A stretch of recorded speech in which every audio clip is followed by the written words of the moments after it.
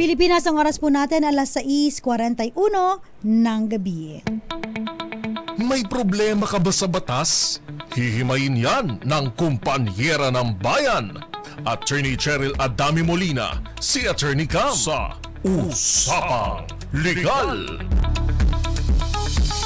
Usapang Legal.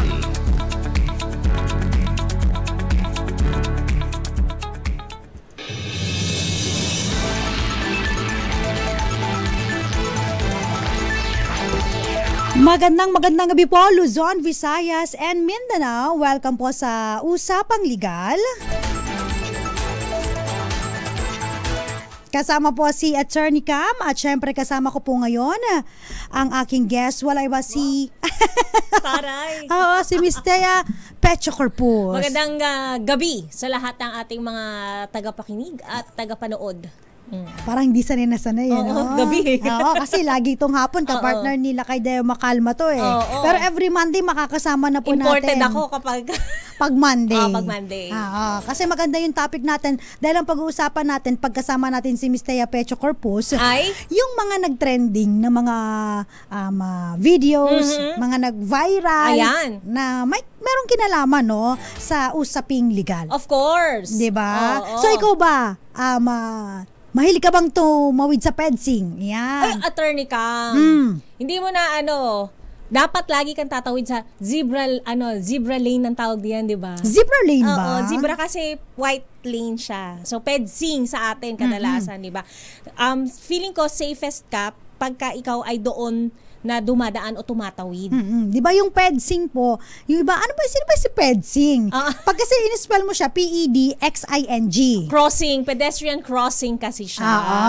So, ibig sabihin yung mga pedestrians, yan ang tawag dun sa mga katulad natin na naglalakad. Tatawiran, ayun, tawiran. Yung tumatawid, tsaka yung mga naglalakad dyan sa mga, malapit sa mga roads. Yan. Daanan. Yan. Di ba nung kailan ba tayo huling naglakad dito sa may pag-unahan pa yung sasakyan natin, imbis na pagbigyan tayo, nagmadali pa yung red na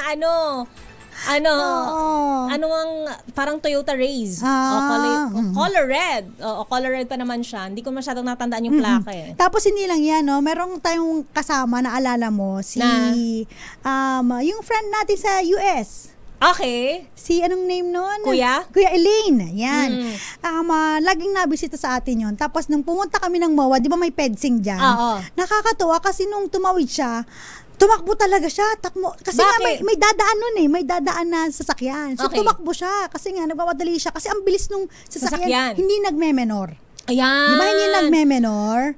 Alam mo, hindi ko malaman kung kaugalian na ba yan dito sa Pilipinas. Yung parang automatic na kailangan laging may mauna ko. Mauna lagi sa sasakyan. Tapos kailangan dapat magmadali ng mga tatawid. Oo, parang hindi natin na ang give way na salita. Yung right of way na salita, di ba? Lagi gusto natin tayo, me first. Me first, yan. Diba? Tapos nasabi niya, alam mo, dito lang ako sa Pilipinas, tumatakbo sa pedestrian lane. Kung gusto mo makatawid sa kabilang kalsada ng buhay na maayos. Kasi minsan kahit yung walk, stop, hindi rin sinusunod naman ng iba. Oo, di ba? Ewan ko ba kung bakit tayo mga hirap tayo sumunod sa instructions. Pero hindi sa pag-compare. Ayan. Kasi po, di ba tayo... Makukumpira talaga. Kami po ay nakapunta sa Taiwan, di ba? Nung tayo ay nag-team bonding with DZRH, no? Pagpunta natin doon, alam mo, nakita natin, talagang yung pedestrian nire-respeto talaga. Automatic na yung mga sasakyan doon talagang papadaanin yung mga tumatawid. Inuuna nila, no? Parang ganun. Give way talaga. Attorney Cam, ganyan din ang naranasan ko no sa Portugal. Mga Portuguese. Ano mo ko doon, ha? Lumayo ka, nag-Taiwan ka, teka, kalalayuan ko lang. Hoy, kasama kita sa Taiwan. Ano ba sa Portugal? Basta ikaw, Attorney Cam, hindi ka pa umaapak doon sa lane, sa fencing. Nakatayo ka pa lang doon. Sa fencing? approaching kahit gaano kabilis yung sasakyan. Okay. Hihinto yun. Talaga? Para makapag-desisyon ka ng tumawid ka na, please. Tumawid ka na. Mauna ka na. Mauna ka na. Ayun. Kahit gaano kabilis yung sasakyan, hihinto bago. Hihina. Kasi dito, Attorney Cam, ang ginagawa ng mga motorista, hihinto sa mismong tawiran. Iba-block yung tawiran ng tao. Ngayon yung tao confused. Sa paano ko tatawid sa kabilang side? Isa pa yan nabanggit mo. Kasi mapapansin po ninyo sa mga tawiran, di ba meron doon pedestrian lane? Okay. Yung mga sasakyan, hanggang doon sa pedestrian lane, nakaungos sila, di ba? Imbes na dapat merong space. Di ba? Give us space, please. Oo, di ba? So, meron na mga iba. Hindi natin nilalat. Kasi may mga iba na matitigas ang ulo na wala pong pedestrian lane pero tawid ng tawid. Ayun din naman. Jailwalkers naman. Mga jailwalkers naman kung tawagin natin. Di ba? Pag gano'n na walang pedestrian lane, kanino ang right of way? Ganyan na yung pinag-uusapan natin. Pero ito kasi may nag-viral. Ayan na, bag-viral may nag-viral na kung saan may tumatawid sa may tawiran. Ayan, pwede ba nating i-play yung yung report na yan? Sige, pa-play nga natin yung report para maintindihan po. With audio to ha. Pa-play natin yung report. Inano siya, dirty finger siya nung tumatawid. Mamaya ito nga, kaya nga ito nga muna Ready na ba yung ating television, video? RHTV, para i-play? With audio. With audio. Itong report mula sa ating kasamahan sa DZRH News TV. Pa-play po. Go ahead. Matapos ulanin ng batikos online, naglabas na ng public apology ang isang motoristang nag-viral makaraang businahan nito ang isang dayuhan na tumatawid sa pedestrian lane sa BGC sa Taguig. Sa kanyang buradong post, makikita ang dashcam video ng naturang pambubusina dahil umano mabagal itong maglakad. Bagay na ikinagalit ng tumatawid. Agad itong gumanti ng bad finger sa driver at kahit hindi nakita sa video ay maririnig ang tila pagkalabog na dulot ng pagsapak nito sa kotse.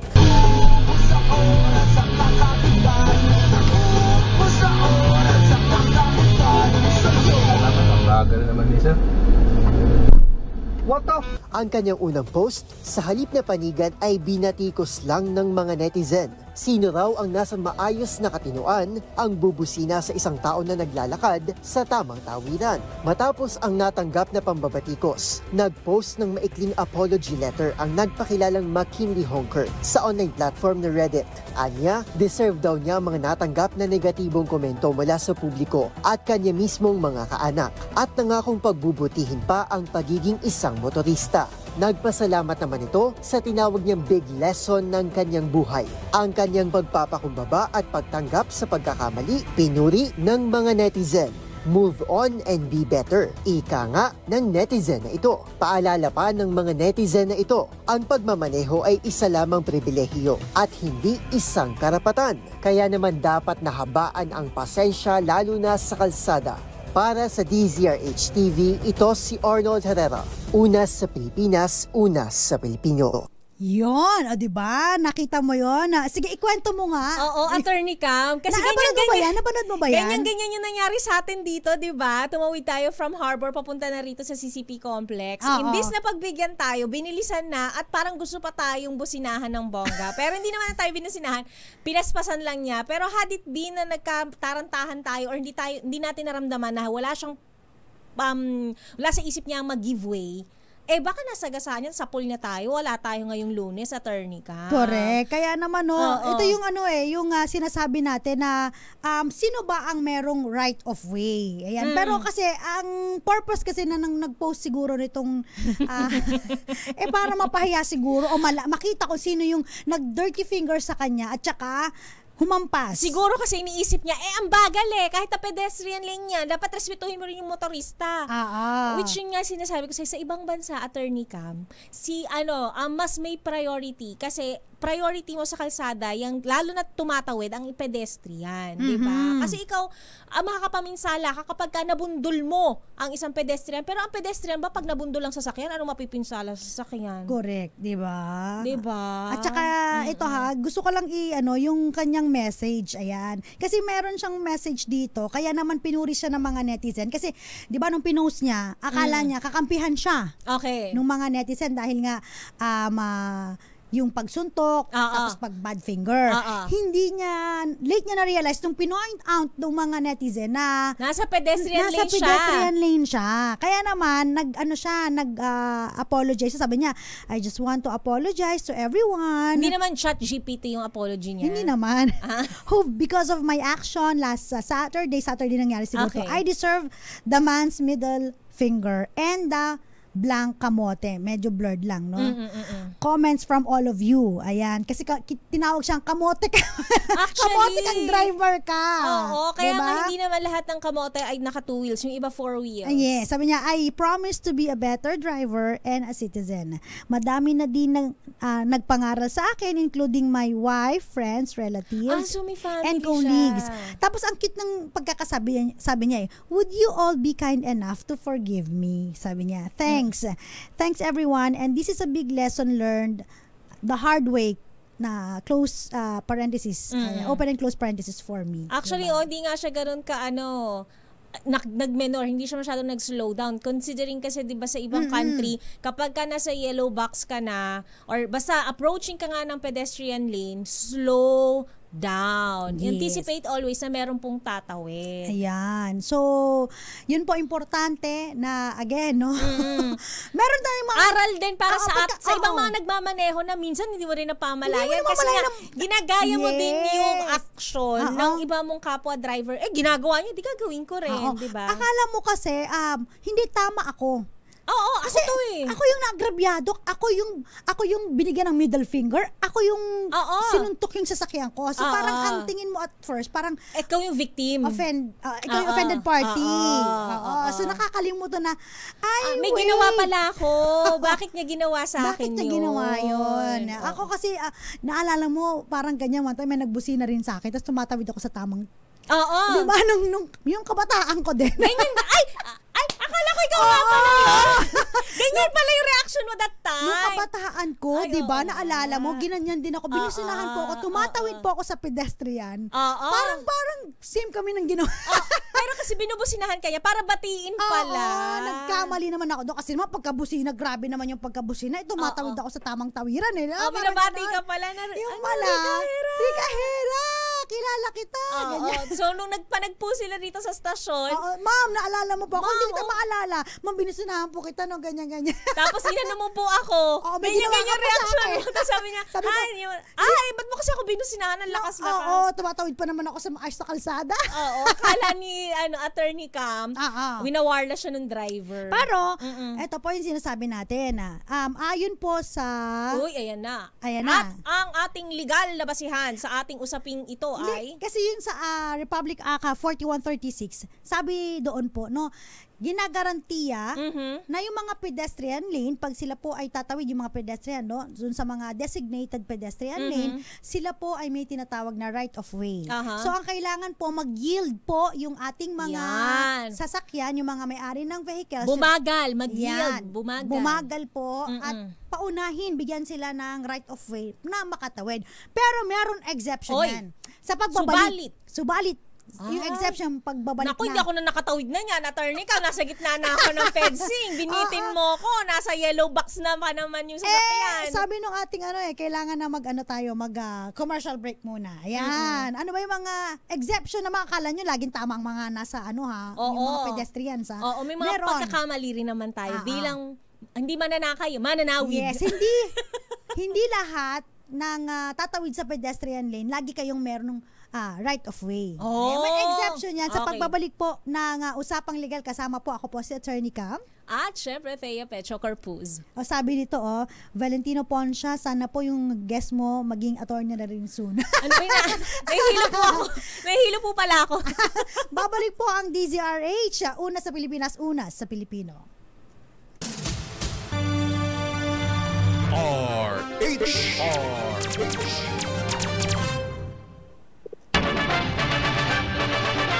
Flash Report. Flash Report! Tanggap po muna tayo ng isang balita mula kay RH5 Val Gonzales, babaeng leader ng Communist Terrorist Group na aresto po ng Quezon City Police District sa Bulacan. Ang buong detalye, Val Gonzales. Val? Attorney Cam, nasupol ng Quezon City Police District at pwersa ng 16th Intelligence and Security Unit ng Philippine Army at iba pang unit ng Philippine National Police ang isang mataas na leader ng Communist Terrorist Group sa San Rafael, Bulacan. Ayon kay QCPD Director Police Colonel Belesio Buslig Jr., ang suspect na si Mirna Cruz Abraham, 69 na taong gulang, na residente ng Pasig City ay nahuli dahil sa warrant of arrest para sa mga kasong frustrated murder. Sabi ni Colonel Buslig, si Cruz Abraham nakilala rin sa mga aliases na ka Jesse, Jelly, Lumen at Alfie. Ay kasalukuyang sekretary ng Metro Manila Regional Party Committee at pinuno ng Regional Organizational Department ng CPP-MPA-NDF. Sa report ng QCPD, bilang sekretary ng rebelding grupo, si Cruz Abraham ay siyang namumuno ngayon sa pagre-recruit, pag-oorganisa at mobilisasyon ng mga kasapi ng CPP-MPA sa buong Metro Manila. Sa investigasyon ng QCPD, lumalabas na siya rin ay naglingkod bilang pinuno ng Regional Education Department na responsable sa pagpapatupad ng mga programa sa edukasyon at pagsasanay ng CTG. Paliwanag ni Colonel Buslig, ang pagkakahuli kay Cruz Abraham ay patunay na walang tigil na pagsisikap ng QCPD na labanan ng terorismo at tiyakin ang kapayapaan at kaligtasan ng mamamayan. Ako si Val Gonzales, DZRH, una sa Pilipinas, una sa Pilipino. Maraming salamat, Val Gonzales! Flash Report! Flash Report! Balikan po natin ang ating usapan tungkol po sa pagtawid. Ayan, sa mga sa tawiran. Pedestrian lane. Ayan. Sabi natin kanina, 'di ba, dahil nag-viral nga po itong isang nag-post ng video kung saan pagbubusina niya sa isang tumatawid. Oo, at pagbigay ng middle finger at pagsuntok sa kanyang sasakyan. No? Nang tumatawid naman. Bilang ganti. Yung pagbusi niya sa akin, minamadali mo akong patawirin, eto ka ngayon! Sabi nung tumatawid. Naalala ko dati nung buntis din ako, di ba? Okay. Mabigat yun eh. Di ba mabigat po yun? Meron pedestrian lane. So, tumatawid ako, malaki na yung tiyan ko nun. May kasama ako. Binusinahan kami. Tapos talagang binagalang ko lalo. Sabi ko, anong gagawin ko? Ang bigat-bigat po ng dala ko, nasa pedestrian lane ako. Di ba? So, wala minsan, unconscious yung ating mga drivers na kapag may tumatawid, ang gusto nila, mauna na sila. Bilisan nyo kasi hindi ako magme-menor para sa inyo. Nagmamadali ako. Huwag niyong sayangin yung oras ko. Naka-accelerator sila. Parang, bilisan nyo kasi nag-accelerate green ako. Na green na eh. Di ba? Makabutan na naman ako ng red and traffic pa naman. Yes. Pero meron pong exception sa mga pedestrian. Kapag kayo po ay tatawid po sa mga pedestrian lane. Ano yung exception na yon? Ano yan? Sabi nga natin, ayon po sa article Republic Act 4136, kayo po ay may right of way kapag tatawid sa mga pedestrian lane.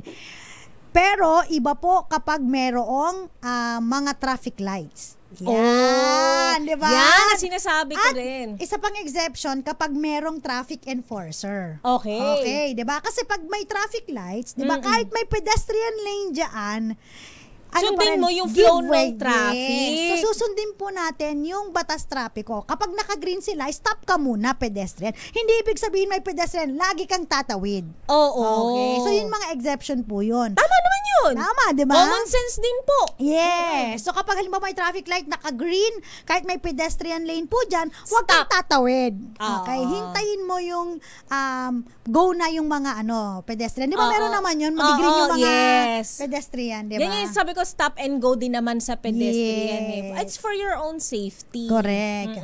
At kung halimbawa wala pong traffic lights pero merong nagta-traffic enforcer, ayan, wag kang may pedestrian lane dito. Tapos yung sabi ng traffic enforcer, go, pinapag-go go. pa yung mga motorista. Sasakyan, tumawid ka, nabangga ka. Pedestrian lane po ito, mali. Kasi meron sundin mo yung flow of traffic pa din. Yes, meron pong traffic enforcer na gagabay para sa inyo, para makatawid kayo. Nang maayos. Diba? At ng buhay. Itatawid po namin kayo sa kabilang buhay kapag hindi po inayos yung pagtawid. Ayaw natin ng ganon. So yun yung mga exception na dapat alam din po ng ating mga tumatawid. Simpleng bagay lang naman po. Respeto sa bawat gumagamit ng kakalsadahan. Halimbawa, kung ang right of way ay para tama yun, Attorney Cam. Kasi antayin mo, wait for your turn, ika nga, di ba? Ang mga tao kasi, Attorney Cam, hindi makapaghintay. Lahat busy, lahat nagmamadali. Bakit ba? Di ba? Hindi ka mapirmi, saglit lang. Di ba? Ilang segundo lang naman ang tatagal mo, mga 30 seconds lang naman. Mag-aantay ka lang ng turn mo para makatawid or para makapass through na din yung sasakyan, di ba? Magigreen at magigreen pa rin naman yan. Tsaka yun nga, no, lagi mong tandaan yung ano ba yun, sabi ng nanay ko pag tatawid, tingin sa kaliwa, tingin sa kanan. Di ba? Tama yan, oo. Kahit may nasa pedestrian ka, importante pa rin yung inyong dapat aware ka pa rin sa paligid mo. Yes, importante yung tawag dito, safety. Yes. Ang kaligtasan mo. Oo, left and right. Kasi hindi nga lahat ay willing, 'di ba, na mag-give way para sa kapwa-tao nila. No, nakakalungkot to, parang yung tayong mga tatawid ang mag-a-adjust sa kanila. Bangir pakiramdaman, Attorney Cam, kasi minsan yan, di mo rin masisisi, yung mga motorista, daming ginagawa sa loob ng sasakyan. Nako! Hindi na namamalayan, meron na palang tumatawid. Ko, asa na yung anti-distracting law natin, parang hindi na napapatupad, di ba? Na-distract na rin yung nagpapatupad ng batas. Oo, sabi ni Valentino Poncia, dito po sa Hong Kong, yan, may mga area na dapat mag-full stop ang sasakyan pag nasa zebra crossing. At hihintayin mong makatawid ang mga pedestrians kahit may humahabol pa. Yun. Yung sinasabi sa Attorney Cam, kasi diba, British influence ng Hong Kong. Kaya ganyan din ang disiplina nila sa traffic.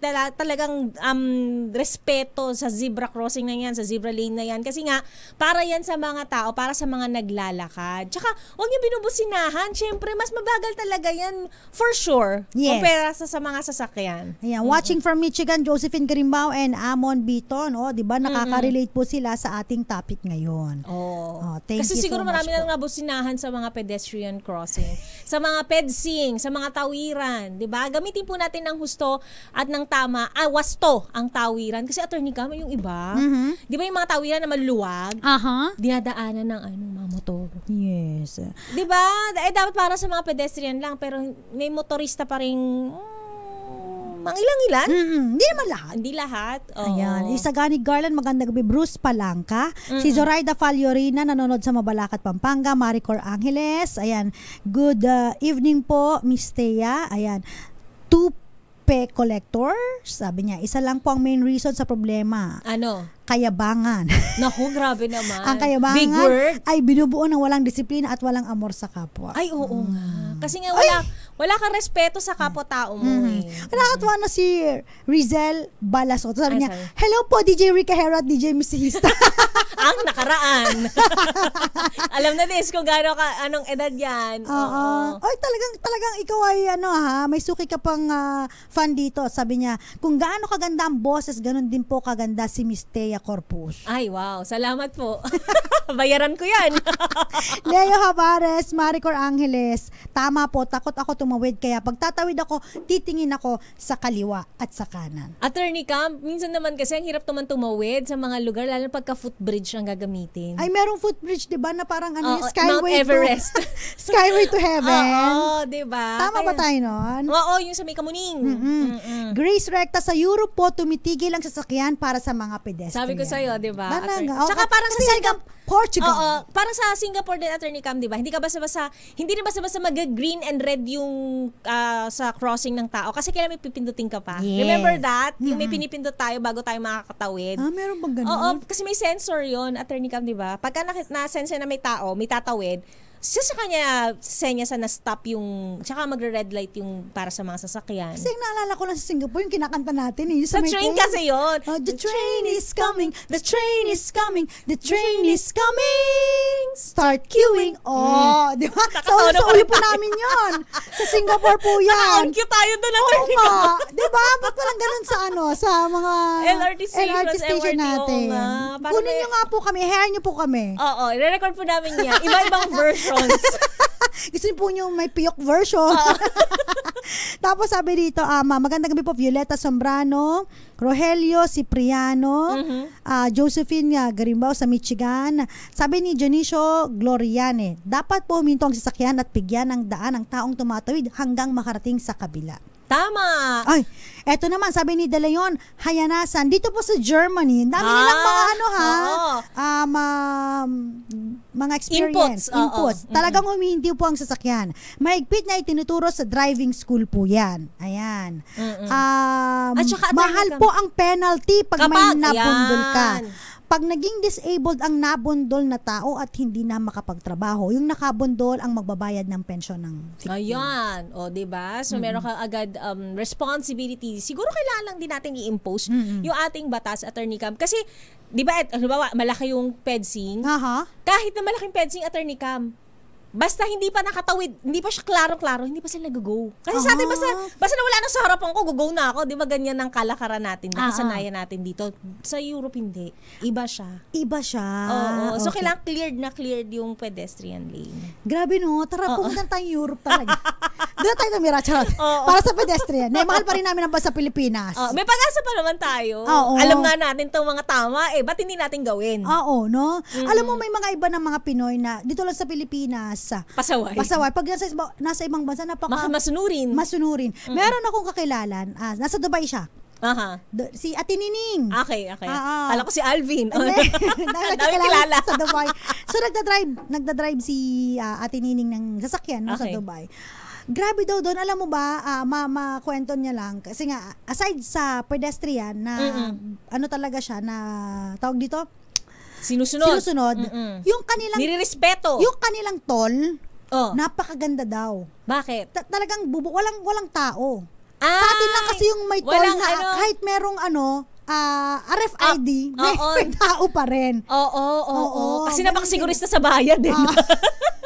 Sa kanila, wala talaga.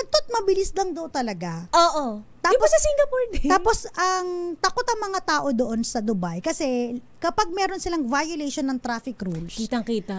Hindi lang kitang-kita sa CCTV, mahal ang mga penalty nila. Naku, isa rin pala siyang fine city, parang Singapore din. Oo, 'di ba? So pag nag-violate ka ng something, ako, penalty agad. Correct. Ayan.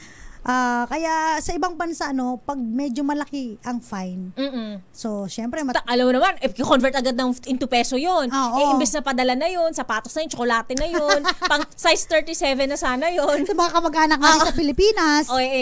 Gagamit pang fine pa yun. So, sayang pa. Another example ng pagiging disiplinado ng mga Pilipino dito sa Pilipinas, sa ibang bansa, tapos papunta na ibang bansa, dito na lang sa Philippines, yung sa may... Sa Subic, di ba? Subic na lang. Kaya naman mas disiplina. Bakit kaya sa Subic sumusunod tayo? Oo, yung first stop, first to go. Di ba? So, ibig sabihin pa kung sino po yung nag-stop, bilang ka ng mga... left, right, 1 to 10 seconds, no? Okay. Ako na to. Ako muna, nauna ako nag-stop. Di ba? Tsaka hindi lang yung, basta may crossing, kahit wala kang nakikitang tatawid. Left, right, stop ka pa din. Kasi baka may crossing. Ng ilang seconds, bago ka mag-pass through. Kasi may mga nakatago po dong mga... Hindi, mayroon din ata silang mga no contact no? Pero may mga nakatago din doon. Pag dumiretso ka, diretso mo. At hindi ka nag-stop doon sa may crossing, huli ka, may bayad. Ang hirap pa naman kapag babalikan mo yung... lang yun, Attorney Cam. Napadaan ka lang doon, di ba? Ito sabi rito, ito sabi ni Valencia, sabi niya, pero ako, iba. Nagagamit ko ang disiplina sa pagdadrive ko dyan sa Pilipinas. Si Valencia siguro galing ibang bansa. Pag may tatawid, sinisenyasan ko po na sige tuloy ang pagtawid. Kasi ito, tingnan mo, kapag may tatawid, di ba? May mga iba dyan na parang mag-check, uy, mauna ka ng... diba? Go ahead. Kahit walang pedestrian lane. Di ba? Pag may nakitang tatawid, may mga iba na pinapauna yung mga tatawid. Alam mo, bilib ako sa mga ganyan. Give way. Sige na. Magpapaubaya.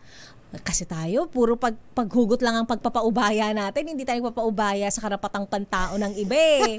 Diba? Sabagay. Diba, Attorney Cam? Hindi tayo masyadong mapagbigay. Yan ang problema sa atin eh. So, may mga iba na, saludo tayo sa mga motorista na kahit walang pedestrian lane, pinapauna. Ang problema naman, pag pinauna mo, sa kabila naman, merong mabilis pa rin. Ayan nga. Diba? Tapos yun ang makakabundol.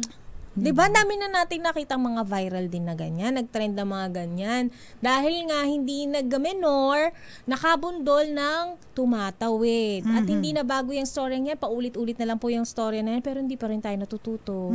Tandaan po ninyo na dapat mahalin po natin yung ating mga buhay. Diba? Yung sa mga tumatawid. At sa mga, sa mga nakakabundol, ayan, meron kayong mga liabilities na pwede po ninyong kaharapin kapag kayo po ay bumundol ng mga pedestrian. Mamaya pag-uusapan natin yan. Pag-uusapan natin yung mga violation naman nila.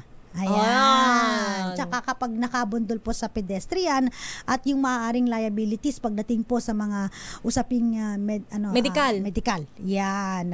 Magandang gabi muna kay Aldos Villamater, Robinson Cervantes. Good evening daw, Miss Thea. Sabi ni Miss Belen Rivera. Hil Ocampo. Hi, Attorney Cam and Miss Thea. At sa lahat po ng viewers. At kay Kim Caranto. Sabi niya, try nyo po sa Davao, respected po ang pedestrian. Tingnan mo, may mga mangilang-ilang cities naman din tayo na kayang disiplinahin yung mga tao tsaka motoriste. Okay, babalik po ang usapang legal, usapang pedestrian lane pa rin po. Kasama pa rin po ako po si Attorney Cam. At ako, Thea Petro Corpuz. Oras po natin, 15 minuto makalipas ang alas 7 ng gabi. This time check is brought to you by Usapang legal po kasama si Attorney Cam at syempre kasama ko po si Miss Thea Petro Corpuz. Ayan. Usapang pedsing pa rin po tayo dahil sa nag-viral na na binusunahan yung tumatawid sa pedestrian lane. At bilang ganti.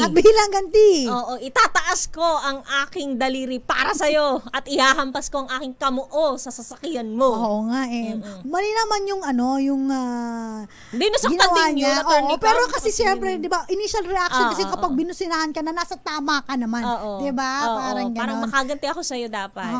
Kasi hindi ka naman pwedeng sumigaw kasi hindi ka masyado maririnig. Correct. Diba? Kapag nasa may sasakyan. Pero may comment. May dito nag-comment. Dapat daw i-regulate, sabi ni Lord Jill Susbilia, dapat i-regulate din ang paglalagay ng pedsing, hindi yung sunod-sunod.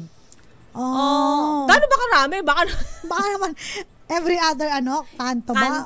Alam mo, yan din ang pinagkakataka ko, Attorney Cam, parang hindi natural sa ating mga Pilipino yung maglakad ng malayo-layo. Diba? Gusto natin lagi, dyan ako, ibaba mo na ako dyan. Simpleng lang din, yung parang tatawid ka sa mga, yung flyover ba tawag doon, di ba? Alin? Overpass. Overpass. Yan, yung overpass. Footbridge. Yan, maganda. Appropriate. Footbridge. Ayan, akyat ka.